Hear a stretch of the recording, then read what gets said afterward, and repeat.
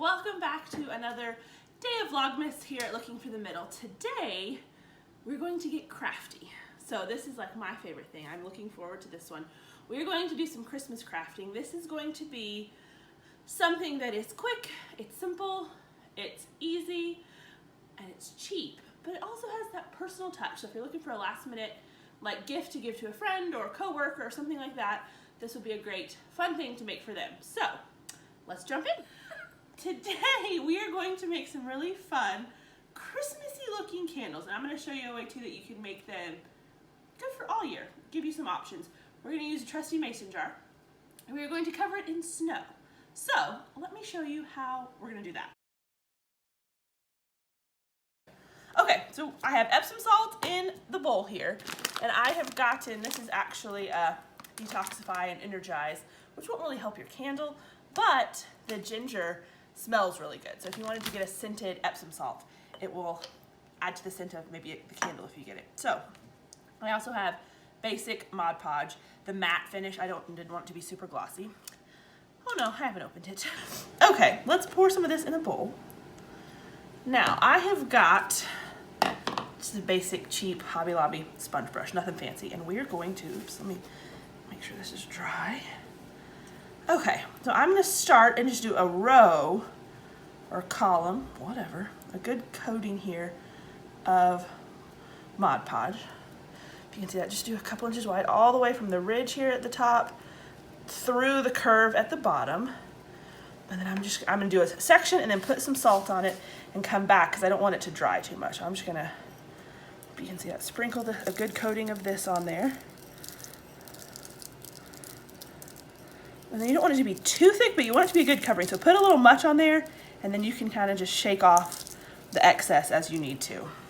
And then I'm going to come back in and do the section next to it. Try to get it as close, but not disrupt what you just did too much either. And we'll come back in and seal it when we're done. So get another good section on there. Grab some salt and just do the same thing again. We're just going to slowly cover the whole section here, and then I'm just going to shake off that excess.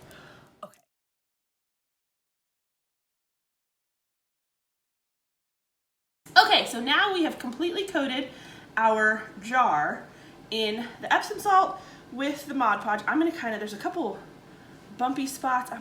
You don't want it to be super smooth because it's the salt, but like these parts here where it's a little bit too ridgy, I'm going to just kind of come back in with my finger and smooth that out so that the texture of it just blends in with what's next to it so that it looks like one continuous area. Okay, so we have our salt completely covered. Now, this would be a nightmare to give to someone, and they would not appreciate this gift if you gave it to them in this form because salt's going to fall off everywhere. So what you want to do is let this dry, I would say probably for a good hour, just to be safe. It probably wouldn't take quite that long, but give it a good hour and then take another coat of your Mod Podge and come back over and seal it in. So we will let this one dry and come back then and pick up there. Okay, so we've let this dry for a little while. I have gotten some more Mod Podge. We're gonna just come back over and do a quick second coat and kind of third coat to seal this in so the salt will stay on there. So you want to get a good amount on your brush, but then you want to, some of the salt will fall off. That's okay. That's kind of, you're trying to get the excess off and seal in what's still there. So you want to do a quick light brushing over, and it's going to look rough. It's going to make it look a little more porous than you probably want, but the Mod Podge will dry clear. So go ahead and coat it on there pretty good. And then I would say almost think of it as doing a second and third coat at the same time.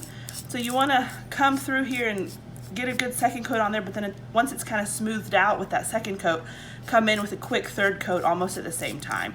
And get a good amount on there so it really seals it in. So we're going to just quickly finish up the bit that I had left here.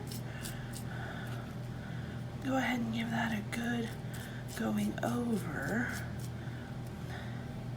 Make sure you get all of it good and covered. Okay, let's give a little bit more here, right on this front side.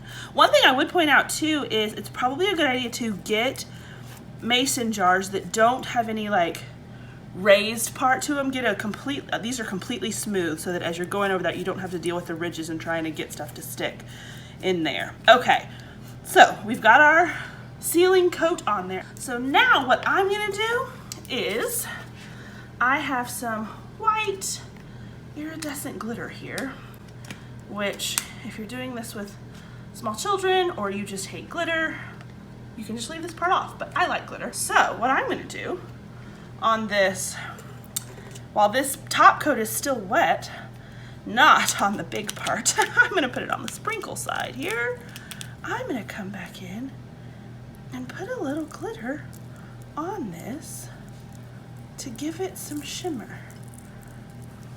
Make it a little Christmassier, almost like a chandelier. Just a light sprinkle all along all the sides. Okay, so now we have snow. So these I'm obviously making for Christmas, and so I'm going to take just some basic twine and wrap it around the top here, and I am going to get some, I don't have any today, I'm going to get some like holly berries or some sort of decoration like that, and hot glue them in here as well, but I couldn't find any that I really liked, so I don't have them yet. So you can do that. You can put some holly berries in there, some maybe like a little sprig of like spruce or something like that. Put your candle in and light it. I will say this though, I think this can be a pretty versatile craft. You don't have to put the glitter if you don't want it to look as much like snow. I've got some fall, you could put some fall leaves around it. You could make it look like spring with some spring flowers. There's a lot of different options you have, but given that it is December, we're obviously going for a Christmas look. And there you have it.